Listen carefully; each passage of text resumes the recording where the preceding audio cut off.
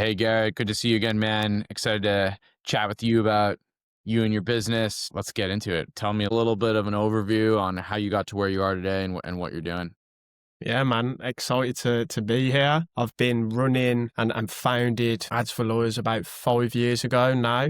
So we've been helping UK, US law firms to generate more clients online. Before that, I was in sales, selling case management systems to law firms was my initial entry into the legal market. And then before that was always kind of doing my own thing at university or college, as you would say in the US. And yeah, that's what's brought me to this time now after 5 years of running the company.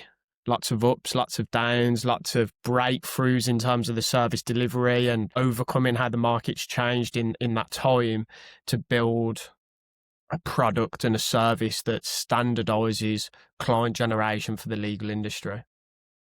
Amazing.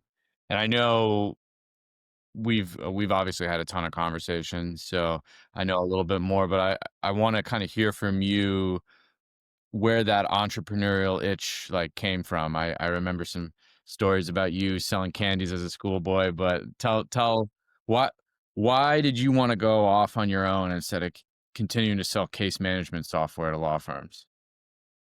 Wow, it's a good question, and I like having that conversation about where does that entrepreneurial drive come from? Is it from the environment, or is it something that you're born with? For me, I just always knew from a young age, like there was always things that I was trying to do. Like you said, when I was in school, we would sell soda drinks and cans of pop. I'd be going into school with like 4 massive bags. One would have my books in, and then I'd have a bag of chocolate and candy, another one with drinks, and that was kind of I was doing that from 13, 14 years old. Then in college, I was set up I marketed an event that was for people that were reselling clothing and trainers. And that was something that I'd done for the whole time that I was in college or university, as we would say. And then going into a job, I was immediately always had that want to do my own thing. I don't know where that initial drive kind of came from, or if it was something that clicked in me as a kid, that I was like, I just always knew from a young age that I would end up running my own business. I was always kind of that guy in the friendship group that was off work until 11 p.m. at night while everyone was out drinking, and I was earning £0 and 0 pence for the privilege. But it was always a desire and a drive in me to just do something for myself. It didn't matter about the money, but the freedom of doing your own thing, of really reaping what you sow, if you will, to know that all of those hours that you put in are a direct correlation to the outcome that you will get. That was something that I just always knew. And when I was selling case management systems, it was like, yeah, I'm selling this system to a law firm for this amount and I'm getting paid this. I didn't feel like it was a fair exchange of value. So yeah, I just knew that this would be the route that I would always end up down. Amazing. I think there's probably a lot of similarities between you and a bunch of entrepreneurs that I've talked to, and I'm sure many out there, and I share the same sentiments as well. I Mm. want to ask you a little bit about your current business, like how it's set up. You're serving law firms, digital marketing. Tell us a little bit about it. I know you've been 5 years, some ups and downs. Maybe walk us through a little bit of that too. Let's deep dive it. Yeah, man. So I guess we started out as a quote unquote lead generator. So we would run campaigns for law firms across different platforms. We would do Meta, we do a little bit of Google, but mostly Meta. And that was kind of all we would do at that point. So we had a few clients, and I guess that each time that the service has evolved has come from uncovering an issue in our own service. So we were running these campaigns and we would find that we were sending these leads to a law firm. They didn't know how to handle them. They thought the leads were poor quality. There was no system on the back end. There was nothing being done on our end. It was like, get as many leads as possible to these law firms. So we kind of heard some feedback from different firms that, yeah, the leads are poor quality, if you will, and that was something that you can still go through. So added on we added on landing page builds, and then we started doing a lot of Google ads to feed into the Facebook ads as well. So the Google ad leads are going to be much higher quality, much higher intent. We started to get a lot of good feedback from that. But then what we realized was we could work with one client that, let's say, their website was very modern, very sleek, very new. And we could work with another law firm who, as you know, in the legal industry, their website might look like it was built in the 90s. So we would get a skew of results based on the client that we would work with and the quality of their website. So that added to the next layer of the service where we said, we have to build landing pages and we have to build add-ons to their website compulsory. And we could test then what's working, what converts inquiries. We could work out a formula for a landing page and the psychology and the copy that's needed in order to get an inquiry. And that meant that we would get consistent results for any firm that we worked with based on those two metrics. We then looked at, we could send all these inquiries through to a law firm and realize that their sales prowess isn't as high as it should be. They don't have any systems. There's a lot of manual admin time, and they're missing out on closing some of the inquiries or leads that are being sent through to them. So then, where I think me and you have had a lot of conversations, it was we need to build out an optimized intake process to ensure that as many leads as possible are being spoken to, and that they're all going through the same process in order to become a new case and to be new revenue for that law firm. So each of those are like the three pillars of really what we do on our side, and have all come from some sort of failure along the way, some sort of learning in order to understand what needs to be done differently to ensure that really there's a standardized process to get results and to get new cases for a law firm by having each of those pillars ticked off. So quality traffic that create quality leads that go through a optimized intake process. It's amazing. I love how you illustrated that with every kind of like opportunity or issue that you came across, you were able to enhance your services, which I mean, I think that's what any successful business is going to be doing, right? So you're obviously successful, been doing it for 5 years, which is amazing. Can you tell us a little bit about the process and the technology that you're using to run your business? You know, what's the team look like? How are you managing, getting new clients, managing your clients? What does that all look like?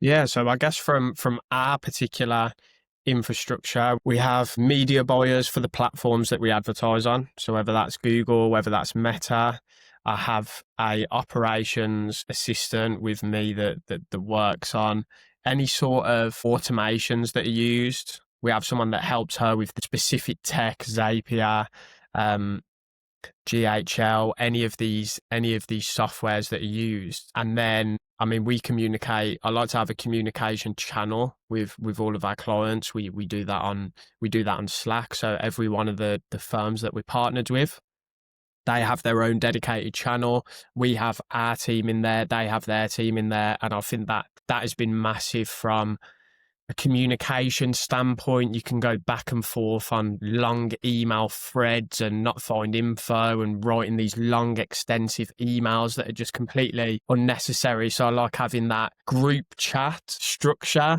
but a little bit more formalized than a WhatsApp group. So I love speaking to all the firms that we're partnered with, all the MDs, all the partners on a Slack channel. We use a lot of different softwares when it comes to generating clients or acquisition of clients from our side. We get a huge amount from LinkedIn and from email as well.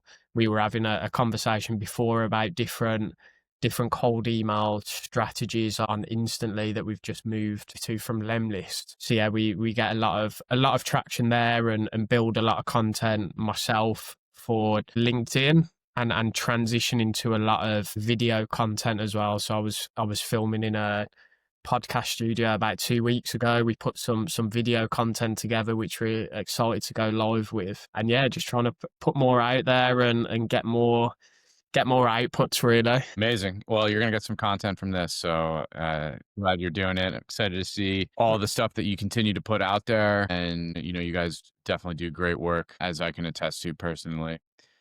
Yeah. What are some challenges that you see when you're either onboarding new clients or working with clients? Like, are there specific challenges that continue to come up? Lawyers can be difficult and, typical ways that people would Mhm. think, but do you have challenges like specific to the industry, or do you have tech adoption challenges? Talk to me a little bit about that.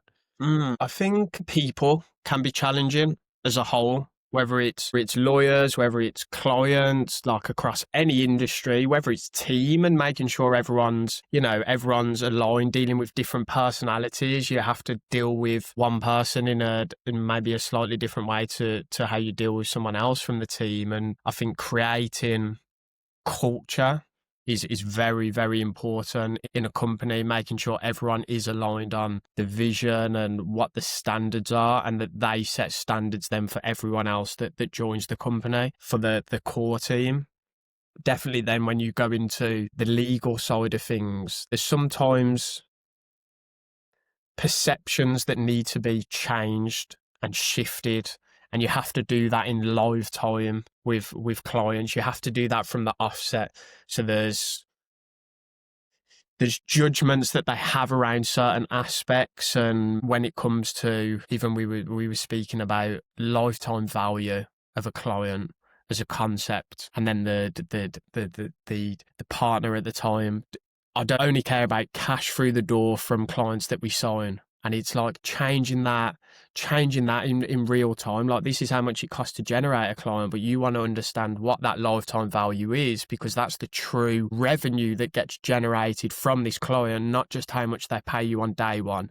They'll pay you a fee on day one, but if they pay you that fee 100 times over, then it looks very different, the picture, to it does now. And you can make more informed decisions about where your investment is, how much you're willing to spend to acquire a customer or a Mhm. client. And yeah, I think just myth busting as you go along, but that comes from being that authority and showing the authority that you have by having that actual understanding, and really dialing in on the information that you share, and showing the knowledge that you've gained over this time. And that could come in many different ways. Like, I like to share articles that I find that are useful that we've been reading, to any sort of info that comes up. Me and you had a conversation last week and dived into loads of different topics around intake specifically, and giving that information to the clients at all times. Like, this is what we live and breathe. So when you have those conversations, they do.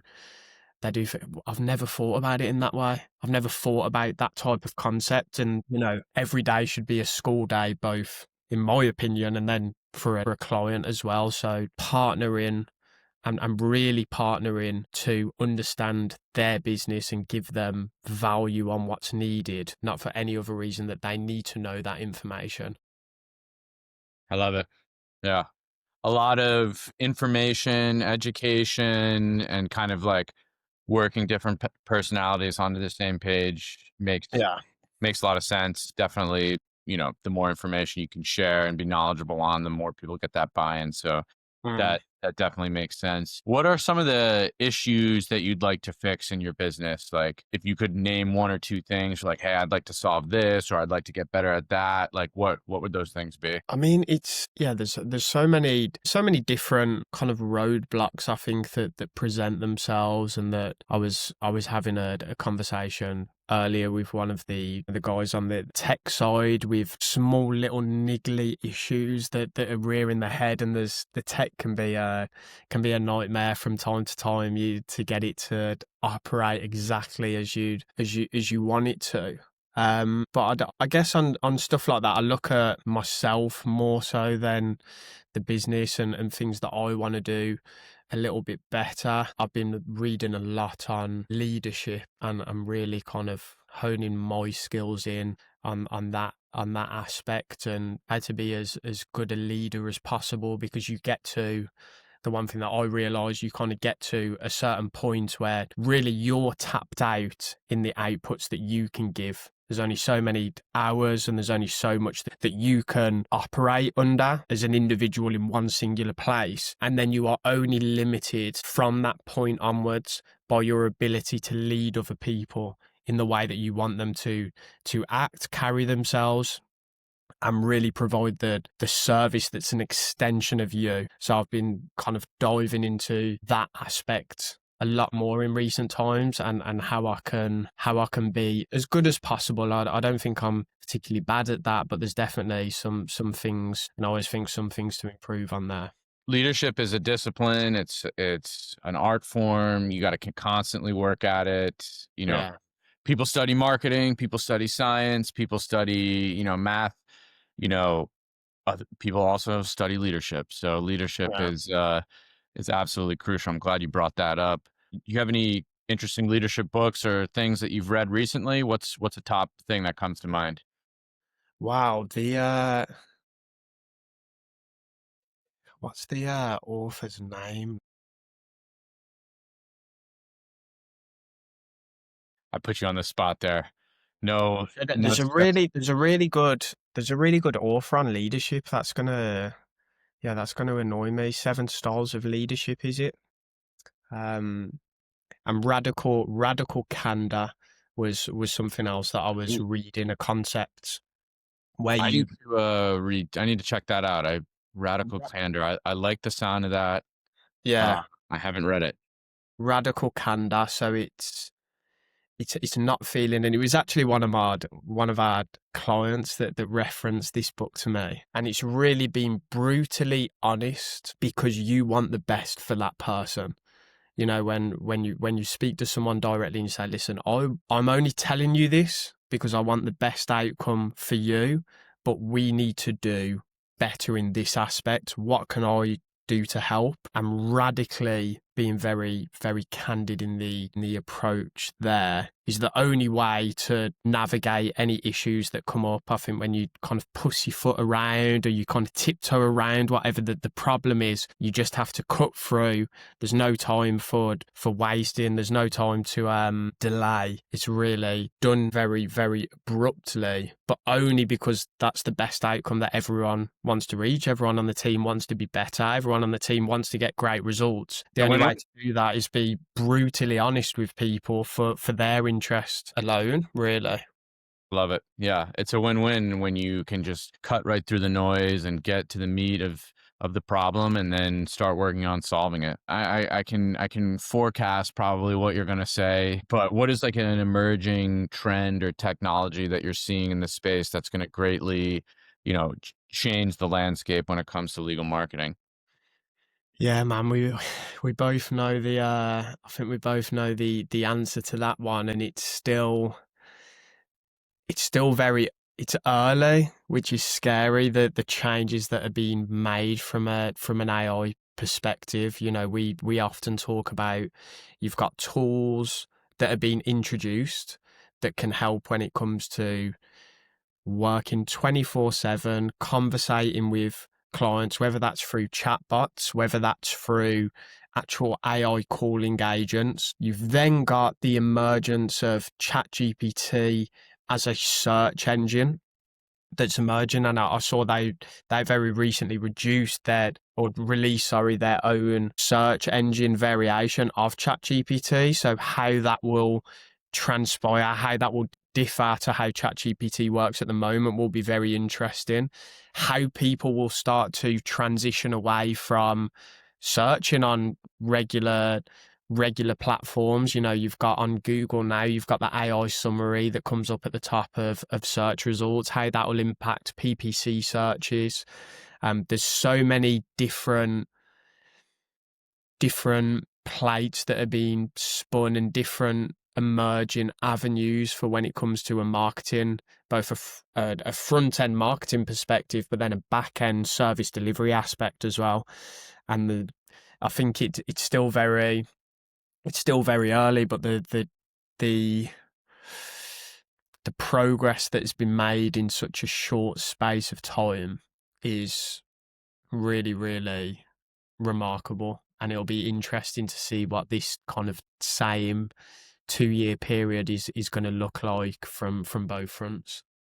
Yeah, it is incredible how quickly and how rapidly things are changing and improving. It AI is, can be scary to some, but it's also a massive opportunity. Mm, To optimize, to get more efficient. Even you said, the chat bots, setting up an agent that's going to always pick up the phone and always follow up is massive for any yeah. sales focused, business, which that is now relatively simple Mm, to set up. yeah. So definitely a ton of opportunity. When you take a look at AI and you think about your business, if it could solve one thing in your business, either for your clients or for you, like what would that be? For a client perspective, it would be handling the back end lead management would be the one thing. As you know, the clients are really, there's only so many leads that each individual can handle, and there's only so many hours that they can handle those leads specifically, unless you've got someone working around the clock. So I think having AI implementation there, whether it's to booking calls, whether it gets to a really advanced point and it's having detailed conversation and can onboard and book in and can book in, onboard and take payment details from clients. That's the direction that it's potentially going, but that will create a huge ripple. And then it'll be, I guess, when we think about that, it'll be interesting to see what is the difference that separates law firms as they start to integrate all these AI features. What's going to be the real determining factor for how someone chooses their law firm online? Do they just go with one? Does everyone have the same eventual AI chatbot on the back end or AI voice agent or whatever it may be? What's going to be the thing that creates a differentiation between these firms? And is it how they position themselves? Is it the front end marketing that's done? That'll be interesting to see. I'd be interested to hear what your thoughts are on that, Eamon, as it does start to get a lot more advanced. What is going to be that USP or that determining factor for a firm? Yeah, it's interesting because AI, like you said, can solve theoretically and in some cases actually can solve a lot of those problems. But Mm, if everybody's using the same AI, then how do you differentiate? Yeah, I think, in my opinion, the firms that integrate the AI with their humans in a mm, system that's working together are going to be the ones that end up giving that best customer experience. Because on the one hand, you have the loss of efficiency if you just have humans doing it because they forget, they get sick, all that stuff. But on the other hand, if you just have AI doing it, you kind of yeah. lose that, I guess, feeling of white glove treatment when you're talking to somebody from the firm or the attorney or whatever Mm, the case. So the firms that figure out how to integrate those two components in the best way, I think, are going to be the most valuable when it comes to the client experience. yeah. And I actually think as an add-on to that, it's then going to be who can have that structure and pay the most to generate a client as well. So Yeah, not necessarily who can get the client for the cheapest, but who can afford to get the client for the most expensive cost and still run that system really, and then eventually start to do it so efficiently on the back end that they can spend a ton more and they can really dominate from that point onwards. But I do think there's definitely, it needs to work hand in hand. yeah, The AI needs to integrate seamlessly with the human touch, and I don't think people are ready for a world where that doesn't exist, even though you are seeing it more and more often. I was going back and forth on email customer service with the support email address for somewhere where I ordered some food from, and it was just an AI agent responding to my emails really well and writing out these lengthy responses. Yeah, it's an interesting time. yeah. It definitely is. All right, 6 months, 12 months from now, where do you see yourself? Where do you see your business? Like, what are your aspirations? Yeah. So we want to work with and generate as many clients for as many law firms as we possibly can. That's the main goal. And as we work with those law firms, we want to look to help law firms be acquired and to sell. So that was something that I think we spoke about a few weeks ago, but that's definitely a direction that we see ourselves going in when we make these partnerships with law firms, when we start to grow the operational side of how they're being run, how they can be run more profitably, how they can generate these clients at a more cost-effective price, what the value of a case is, like we said earlier, the LTV. We're going to get to the point where we're elevating these firms far beyond just generating them profitable cases. That's what we do right now, and the problems that we're now going to solve, the new problems that are coming up, is going to be around training, building out intake systems for them specifically, and custom intake systems, helping them to find new staff, helping them to work operationally on the back end, helping them to work out what their most profitable areas are. That's going to be the thing that we're really digging our teeth into over the next few months, and I'm excited to take more than a few firms on that journey. Yeah, that is an exciting journey, and I think great vision from your perspective. Mm. Okay, if there was one obstacle to getting there that you could just wave a magic wand and get rid of, like, what would it be? In order to get to that vision,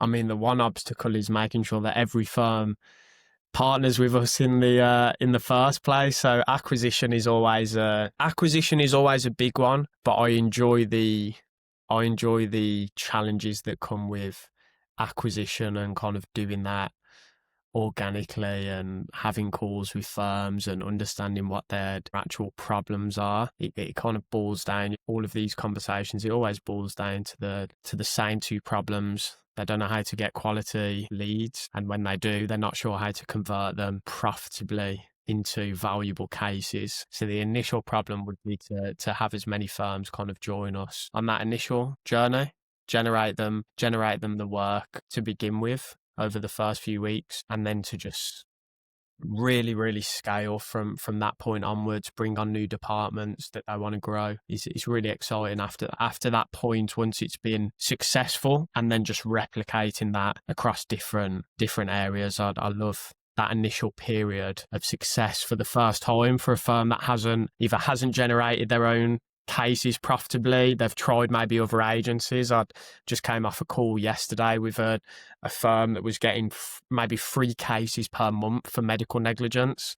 They'd never tried their own ads in the past, and they wanted to get an extra 2 per month was the goal. And then I think last month we had 7 at £400 per case for a £50,000 medical negligence case. Yeah, it's always brilliant hearing feedback and stories like that as we go. All right, Garrett, if anybody listens to this and wants to find you, check your business out, what's the best way? Yeah, man. LinkedIn, so Garrett Hansen on LinkedIn, GARRETTHANSEN, or ADS number 4 lawyers.co.uk online, and that can come to the website. And yeah, if anyone wants any help, any advice, has any questions, that can reach out to me either through the website and put an inquiry in, or just message me on LinkedIn. I'm always on LinkedIn, so happy to respond to anyone that connects and has any questions around their marketing, client generation, or any questions on anything else. Amazing, man. Thanks for spending some time with me today. Appreciate you. Good to be here. Appreciate it.